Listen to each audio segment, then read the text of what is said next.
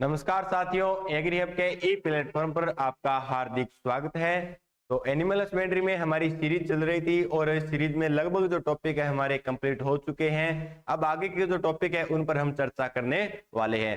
तो पशुपालन में हमारे जो टॉपिक है वो हो गए, एक तो शब्दावली हो चुकी है पशुपालन से संबंधित, और पशुपालन से संबंधित जो अनुसंधान संस्थान होते हैं उनके बारे में भी हम जानकारी कर चुके हैं।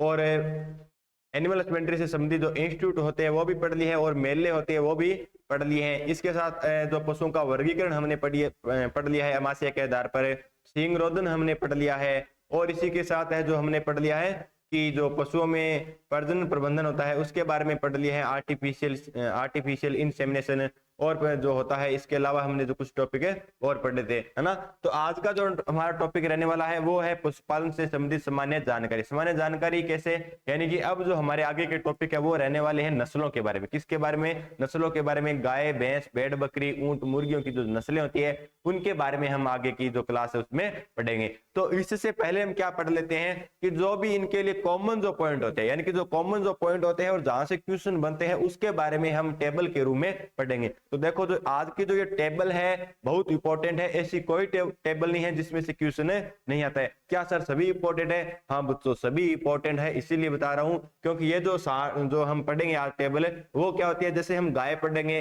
भैंस पढ़ेंगे, बकरी पढ़ेंगे, फिर इसमें वापस रिपीटेशन होएगा। इससे अच्छा है हम इसी में ही हम याद कर लें। तो ज्यादा वक्त न लगाते हुए हम स्टार्ट करते हैं,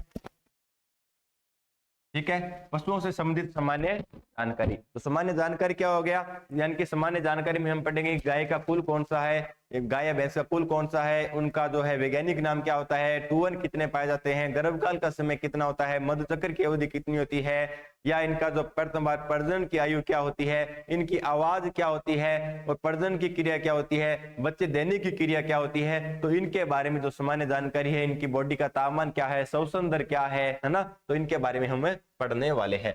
सबसे पहले है इनका नाम क्या। देखो यहां पर दिया गया है इनका नाम क्या है, ठीक है, यानी कि वैज्ञानिक नाम क्या है। और सबसे पहले यह भी पूछा जाता है, चाहे आप एग्रीकल्चर सुपरवाइजर का एग्जाम दो, चाहे आप जेट का दो, चाहे आप पशु परिचर का दो, नाम जरूर आता है कि गाय का वैज्ञानिक नाम क्या है, भैंस का वैज्ञानिक नाम क्या है, और भेड़ का वैज्ञानिक नाम क्या है, बकरी का वैज्ञानिक नाम क्या है, ऊंट का वैज्ञानिक नाम क्या है, मुर्गी का वैज्ञानिक नाम क्या है। तो इनका हम एक एक पढ़ते हैं, किस प्रकार से हमें याद रखना है इसके बारे में भी हमें पढ़ने वाले हैं, ठीक है ना। तो सबसे पहले नाम किसका, गाय का, कि गाय का वैज्ञानिक नाम क्या है। क्वेश्चन क्या आएगा, गाय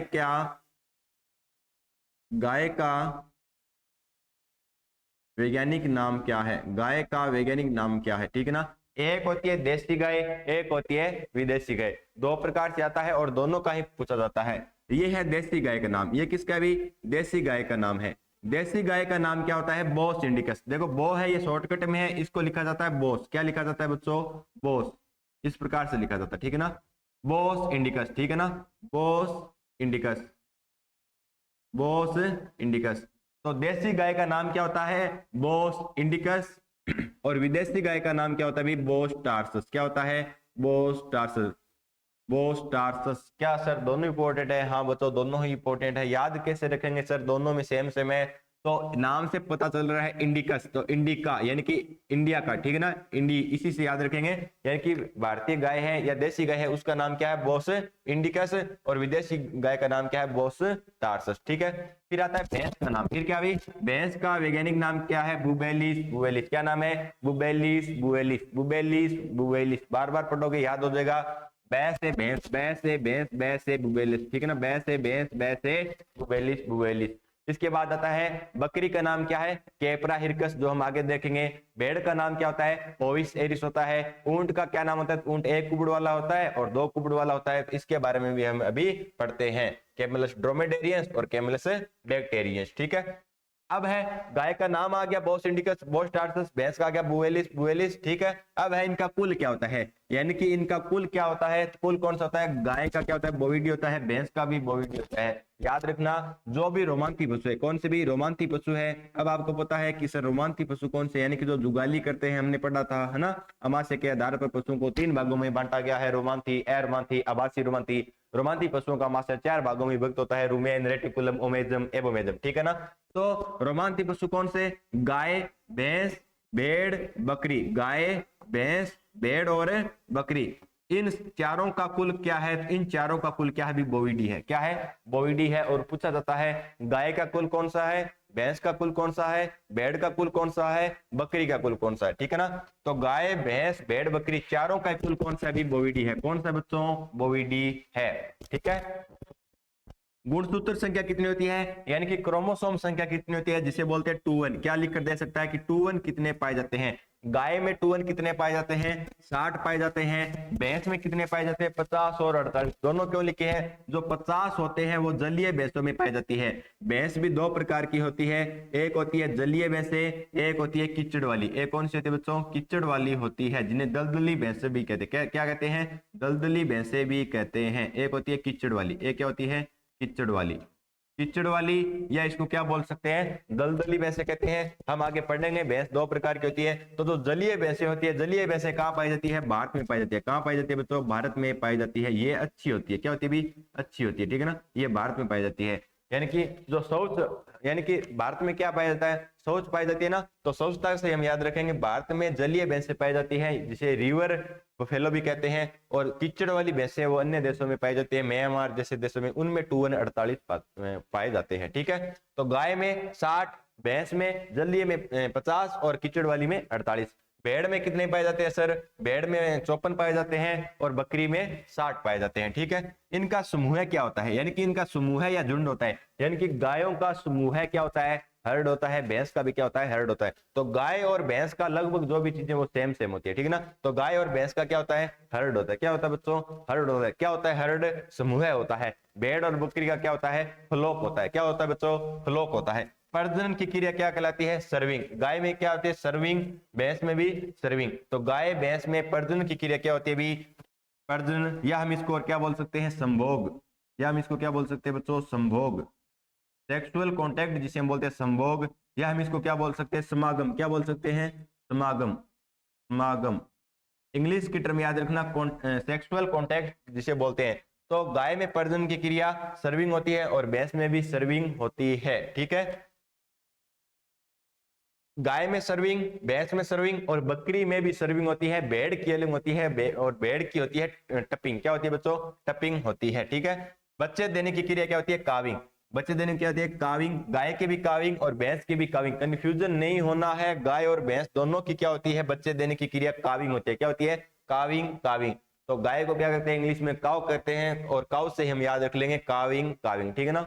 फॉलोइंग नहीं करना है, काविंग। ठीक है। फिर है कि गाय का नवजात बछड़ा क्या कहलाता है? गाय का, जैसे हमने पिछली वीडियो में पढ़ा था ना, काफ मैनेजमेंट, नवजात बछड़ा है ना। तो गाय का नवजात बछड़ा क्या कहलाता है? काफ कहलाता है। और भैंस को इंग्लिश में बफेलो कहते हैं। तो भैंस का नवजात क्या कहलाएगा? बफेलो काफ कहलाएगा। क्या कहलाएगा? बफेलो काफ।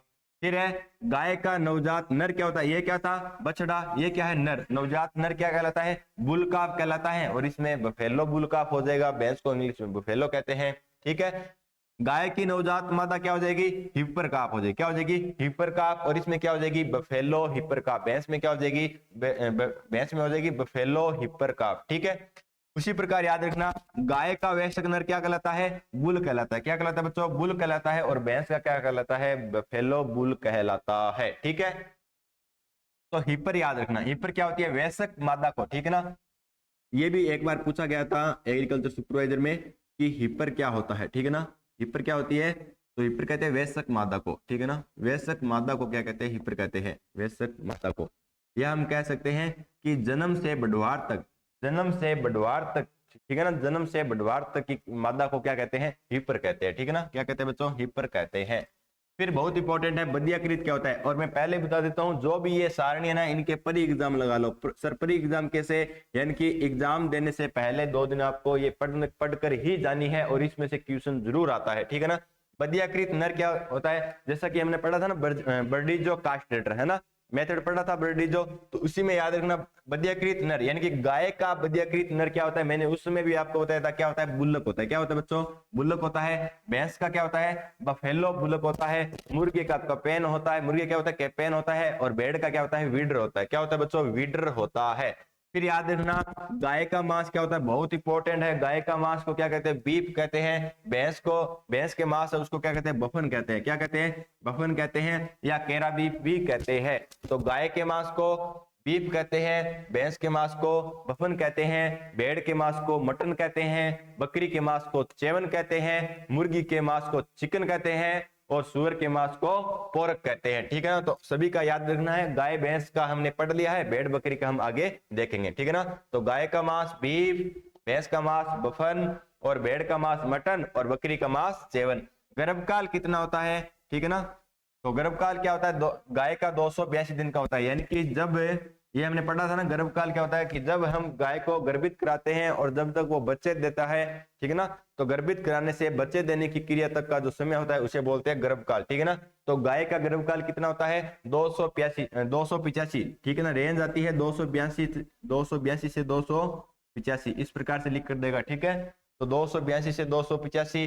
भैंस की गर्भकाल अवधि होती है 305 से 310 दिन। ठीक है, फिर हमने पढ़ा था कि गाय की आवाज क्या होती है, बेलोइंग होती है। भैंस की आवाज क्या होती है, बेलोइंग होती है। ठीक है ना, और इसको हिंदी में क्या कहते हैं, रंभाना। क्या बोलते हैं भाई, रंभाना बोलते हैं। बेलोइंग को हिंदी में कहते हैं रंभाना। ठीक है ना, अब हमने दो टर्म पढ़ी है, एक होती है बेलोइंग, एक होती है वेलोइंग। एक होती है बेलोइंग, एक होती है वेलोइंग, दोनों ही अलग अलग है और दोनों ही याद रखनी है।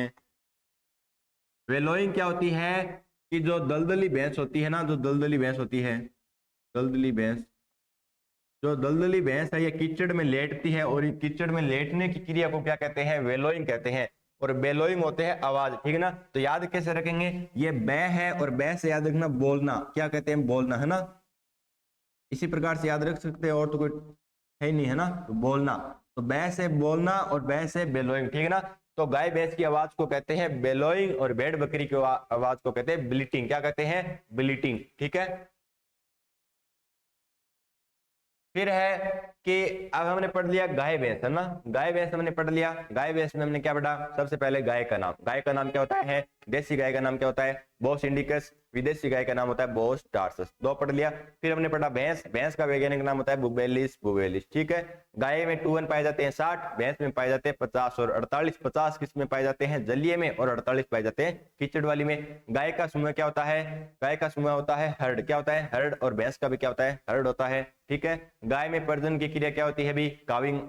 गाय में प्रजनन की क्रिया क्या होती है, सर्विंग होती है। और भैंस में भी क्या होती है, सर्विंग होती है। गाय के बच्चे देने की क्रिया क्या होती है, काविंग होती है। और भैंस में भी क्या होती है, काविंग होती है। गाय का मांस होता है उसे बीफ कहते हैं, और भैंस का मांस होता है उसे क्या कहते हैं, बफन कहते हैं। गाय की आवाज को बेलोइंग कहते हैं, और भैंस की आवाज को भी बेलोइंग कहते हैं। तो ये हमने पढ़ लिया। अब आगे क्या है, गाय भैंस पढ़ ली, भेड़ बकरी मुर्गी सुअर, अब इनके बारे में भी हम पढ़ लेते हैं। तो गाय का नाम था, पढ़ लिया। अब क्या है, भेड़ का नाम। भेड़ का नाम क्या होता है, ओविस एरिस। क्या नाम होता है, ओविस एरिस। भेड़ का नाम होता है ओविस एरिस। बकरी का नाम होता है केप्रा हिरकस। केप्रा हिरकस, और ये पूछा गया है एग्रीकल्चर सुपरवाइजर में। ठीक ना, केप्रा हिरकस। बकरी का नाम होता है केप्रा हिरकस। मुर्गी का नाम क्या होता है, गेलस डोमेस्टिकस। और सुअर का नाम होता है सस डोमेस्टिकस। अब देखो, इसमें भी डोमेस्टिकस आ रहा है, इसमें भी डोमेस्टिकस आ रहा है, कंफ्यूजन नहीं होना है। मुर्गी लास्ट में क्या लग रहा है, गै लग रहा है ना, गै, तो गेलस। ठीक है ना, मुर्गी गै से गेलस याद रख सकते हैं ना।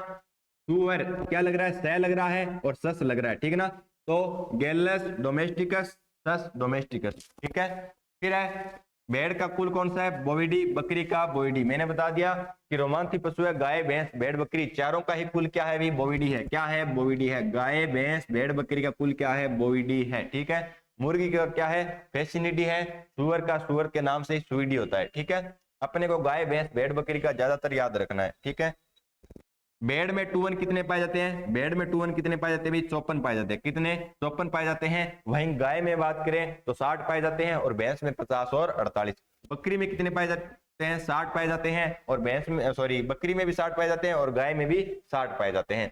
मुर्गी में 2 कितने पाए जाते हैं, 78 पाए जाते हैं। सुअर में 38 पाए जाते हैं।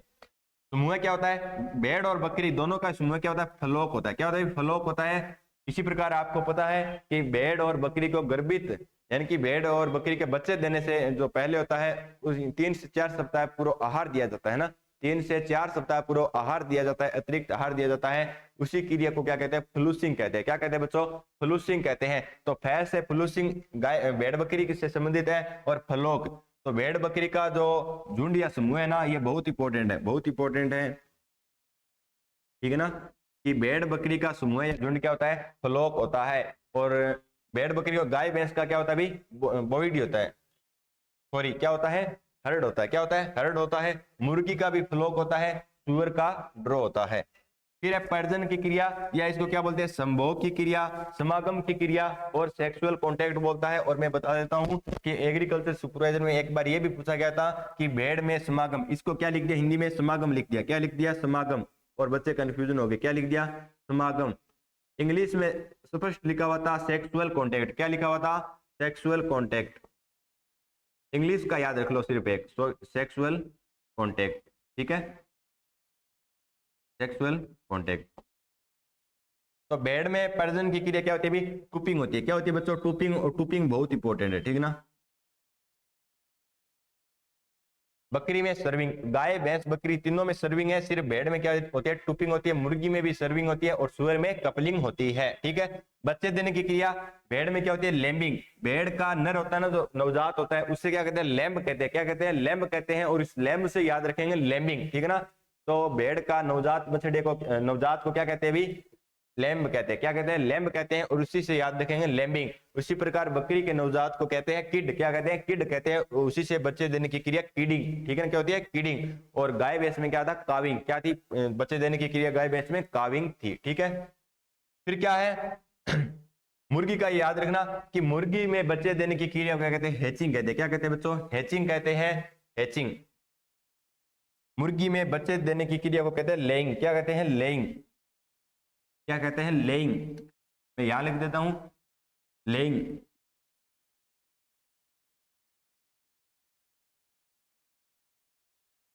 मुर्गी का अंडा देना, मुर्गी का अंडा देना क्या कहलाता है? लेइंग कहलाता है। क्या कहलाता है? लेइंग। मुर्गी का अंडा देना लेइंग कहलाता है। मुर्गी का अंडा देना लेइंग कहलाता है। और अंडे से चूजा बाहर निकलना, अंडे से चूजा बाहर निकलना क्या कहलाता है? हैचिंग कहलाता है। दोनों अलग अलग है। मुर्गी का अंडा देना लेइंग, अंडे से चूजा बाहर निकलना क्या कहलाता है? हैचिंग। और अंडे से चूजा बाहर निकलने में 21 दिन का समय लगता है। कितने भाई? 21 दिन का समय लगता है। भेड़ का नवजात बछड़ा क्या होता है? लैम्ब। क्या? लैम्ब। और भेड़ का बच्चे देने की क्रिया क्या कहते हैं? लैम्बी कहते हैं। क्या कहते हैं? लैम्बिंग कहते हैं। बकरी का नवजात होता है, उसे क्या कहते हैं भी? बकरी का नवजात को किड कहते हैं। और बच्चे देने की क्रिया क्या कह देंगे? किडिंग। क्या कह देंगे? किडिंग। मुर्गी का चिक। भेड़ का नवजात नर क्या कहलाता है? नर लैम्ब। और बकरी का नर किड, मुर्गी का कोकरल। नवजात मादा क्या कहलाती है? भेड़ की बहुत इंपॉर्टेंट है, मादा लैम्ब। मादा लैम्ब। बकरी की मादा किड, ये इंपॉर्टेंट नहीं, ठीक है, पूछा जाता है। बकरी की मादा किड, मुर्गी का पुलेट, ठीक है, मुर्गी का पुलेट। वयस्क नर क्या होता है? ये याद रखना, भेड़ का वयस्क नर क्या कहलाता है? रैम। क्या कहलाता है? रैम। और बकरी का बक, बकरी का बक, मुर्गी का कोक, ठीक है ना। पुलेट याद रखना, ठीक है। तो वयस्क नर भेड़ का क्या कहलाता है? रैम। और बकरी का बक। फिर है वयस्क मादा, भेड़ की वयस्क मादा ईव। और बकरी की डो या नैनी। भेड़ और बकरी के नर और मादा बहुत इंपॉर्टेंट है, दोनों याद कर लेना, ठीक है ना। बकरी की जो नर मादा वयस्क मादा होते हैं उसे बोलते हैं डो या नैनी। क्या कहते हैं? डो या नैनी। और मुर्गी की वयस्क मादा को हेन कहते हैं, ठीक है। बधियाकृत नर भेड़ का विड्र, भेड़ का विड्र। गाय का क्या था भाई? गाय का था बुलक। भैंस का बफेलो बुलक। भेड़ का विड्र। बकरी का बक से याद रखना, बक। क्या है? बक। मुर्गी का हमने पढ़ लिया था, क्या होता है? कैपेन। क्या होता है? कैपेन। मांस, भेड़ का मांस क्या होता है? मटन। बहुत इंपॉर्टेंट है, मांस से क्वेश्चन पूछा जाता है।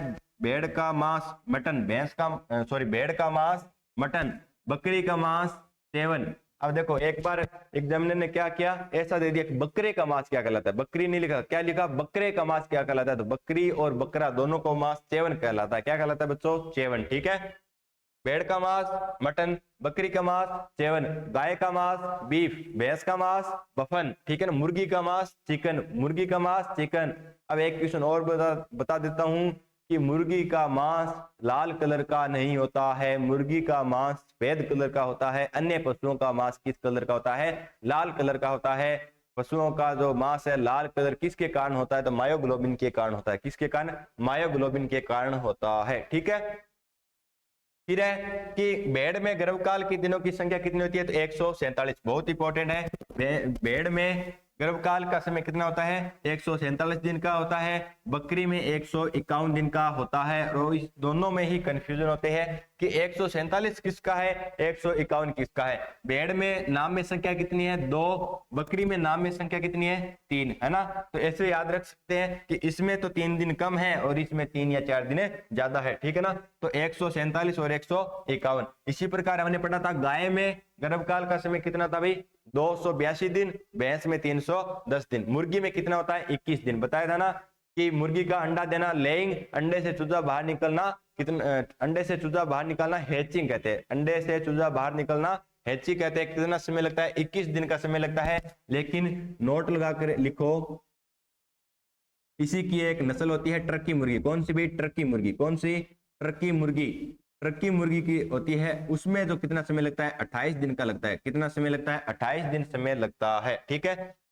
भेड़ की आवाज ब्लीटिंग, बकरी की आवाज ब्लीटिंग, और गाय की आवाज क्या थी भाई? बेलोइंग। भैंस की आवाज बेलोइंग।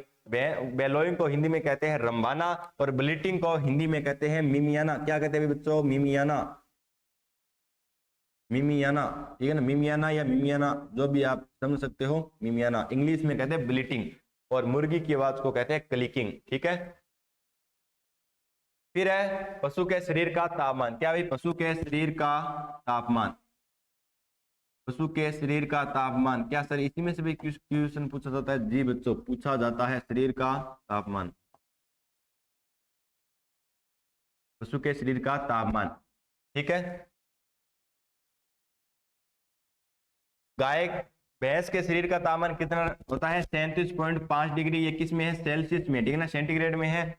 और फारेनहाइट में पूछे तो 100। गाय का 38.5। ठीक है। कई बार कॉमन दिया जाता है कि गाय भैंस के शरीर का तापमान कितना होता है? कितना होता है? 38.5। ठीक है ना। अगर कॉमन पूछे ना कि गाय भैंस के शरीर का तापमान कितना होता है? 38.5 होता है। अलग अलग पूछे तो भैंस का 37.5 और गाय का 38.5। फारेनहाइट में पूछे तो 38.5 का कितना होता है? 101.5 डिग्री फारेनहाइट होता है। भेड़ का होता है 38.9 और 102 डिग्री फारेनहाइट। ठीक है ना। ये सेंटीग्रेड में और ये फारेनहाइट में है। बकरी का 39.1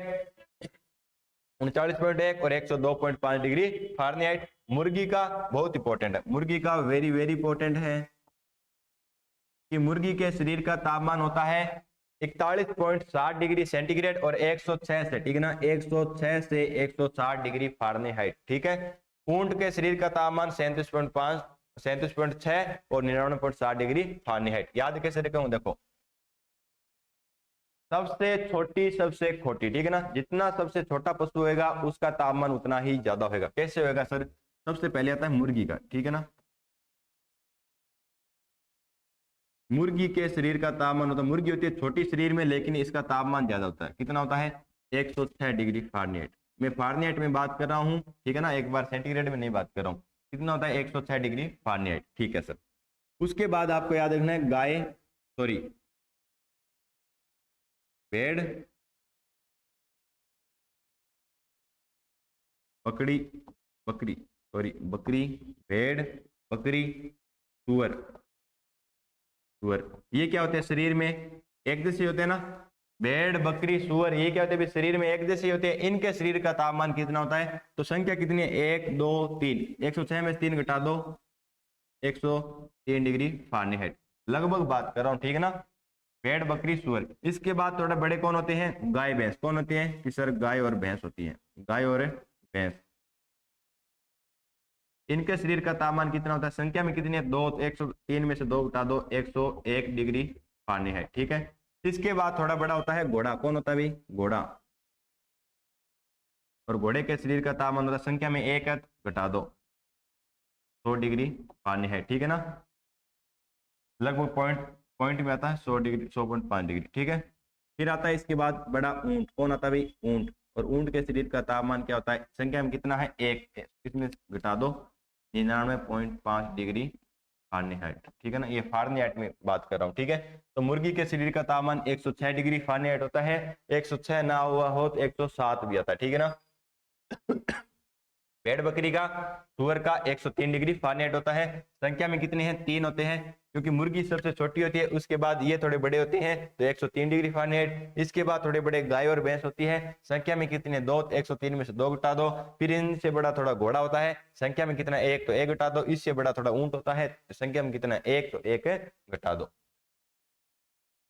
फिर है पशुओं की श्वास गति एवं नाड़ी गति, यानी कि पशुओं की श्वास गति यानी कि सांस लेने की कितनी गति है, कितनी बार लेता है 1 मिनट में, और नाड़ी गति कितनी है, यानी कि 1 मिनट में कितनी बार है जो नाड़ी की गति है, वो नाड़ी कितनी बार है जो धड़कती है, ठीक है। तो पशुओं का नाम, अब है गाय का, इंपॉर्टेंट है, ऐसा कोई इसमें से नहीं है जो इंपॉर्टेंट नहीं है, प्री एग्जाम लगा लो सभी के, प्री एग्जाम, ठीक है। गाय की श्वास गति कितनी होती है भी, 12 से 16 मिनट, 12 से 16 मिनट क्या होती है प्रति मिनट। भैंस की कितनी होती है, 14 से 18। भेड़ बकरी की इंपॉर्टेंट है, भेड़ बकरी की कितनी होती है, 12 से 20 या 12 से 22, 20 की रेंज आती है, 12 से 20 या 12 से 22, ठीक है। मुर्गी की कितनी होती है, मुर्गी की होती है 15 से 30। ये श्वास गति की बात करें, ठीक है ना, यानी कि 1 मिनट में कितनी सांस लेती है, ठीक है ना। तो गाय 12 से 16 सांस लेती है, भैंस 14 से 18, भेड़ बकरी 12 से 20 या 12 से 22, मुर्गी है जो 15 से 30 सांस लेती है, ऊंट है वो 1 मिनट में है जो 5 से 7 बार ही सांस लेता है, ठीक है। जितना छोटा उतना छोटा, तो सर्वाधिक कौन ले रही है, मुर्गी ले रही है ना। नाड़ी गति गाय की कितनी होती है, यानी कि 1 मिनट में जो नाड़ी गति है, नाड़ी है वो कितनी बार धड़कती है, ठीक है ना। तो गाय की 40 से 50 बार धड़कती है, भैंस की 45 से 50, भेड़ बकरी दोनों की क्या होती है भी, 70 से 80, कितनी, 70 से 80 बार धड़कती है। मुर्गी की सर्वाधिक होती है 140 से 160, और ऊंट की 28 से 32, ऊंट की 28 से 32, और यही इंपॉर्टेंट है, 28 से 32, ठीक है ना, कोई किंतु परंतु नहीं है इसमें। फिर है पशुओं में शारीरिक तापक्रम, पशुओं के शरीर का तापमान रेक्टम या मलाशय से तापमापी कौन सा, क्लिनिक थर्मामीटर द्वारा रखकर लिया जाता है। और यह भी पूछा जाता है कि पशु के शरीर का तापमान कहां से मापा जाता है, कहां से मापा जाता है, तो रेक्टम या मलाशय में, ठीक है ना, रेक्टम या मलाशय में तापमापी रखकर। और कौन सा तापमापी, क्लिनिक थर्मामीटर, ठीक है। फिर होती है श्वसन दर, क्या होती है, तो श्वसन दर देखिए, इसको ज्ञात करने के लिए पशु की नाक के आगे अंगुली रखकर या उसके पेट के हलचल से ज्ञात की जा सकती है। 1 मिनट के अंदर श्वास लेने की संख्या को श्वसन दर कहते हैं। ये तो हो गया श्वसन दर क्या होती है, इनकी 1 मिनट में वो जितना सांस लेगा, सांस कैसे मापा जाता है, यानी कि उसके नाक के आगे अंगुली रखी जाती है, और 1 मिनट में वो जितनी बार सांस लेता है उसे क्या कहते हैं भी, श्वसन दर कहते हैं। फिर एक नाम आता है स्पिग्मोमेनोमीटर, एक आता है स्टेथोस्कोप। तो स्टेथोस्कोप तो आपका सुना वही है, स्पिग्मोमेनोमीटर क्या होता है, रक्त दाब, यानी कि जिसे हम बोलते हैं बीपी, ब्लड प्रेशर, ठीक है ना। आप पूछ रहे कि बीपी का पता लगाने के लिए कौन सा मीटर काम में लेते हैं, तो स्पिग्मोमेनोमीटर। और हृदय की धड़कन ज्ञात करने के लिए स्टेथोस्कोप काम में लिया जाता है, जिसको कानों में पहनकर डॉक्टर इस प्रकार से लगाता है ना, वही सेम इसमें होता है स्टेथोस्कोप। नाड़ी गति क्या होती है, गाय भैंस की, तो गाय भैंस की नाड़ी गति किससे मापी जाती है, क्वेश्चन पूछा जाता है।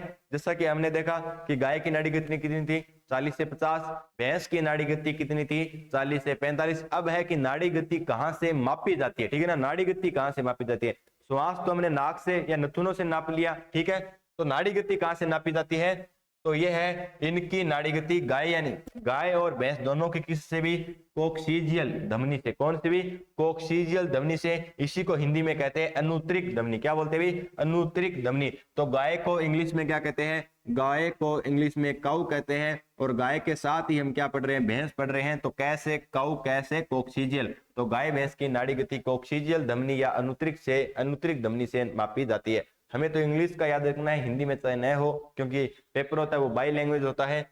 भेड़ और बकरी, फिर है कि भेड़ और बकरी की जो नाड़ी गति होती है वो किससे मापी जाती है, तो इनकी नाड़ी गति फेमोरल, क्या भी, इनकी नाड़ी गति फेमोरल या उरुधमनी, फेमोरल या उरुधमनी। भेड़ बकरी की नाड़ी गति फेमोरल या उरुधमनी, यह पिछले, अब ये भी पूछा जाता है कि भेड़ बकरी में फेमोरल या उरुधमनी कहां पर होती है, तो पिछले पैर में। कहां पर होती है बच्चों, पिछले पैर में होती है, अंदर की तरफ, ठीक है ना, जांग के अंदर की तरफ होती है, ठीक है ना। अब आपको पूछ ले कि फेमोरल या उरुधमनी कहां होती है, पिछले पैर में, जांग के अंदर की तरफ होती है।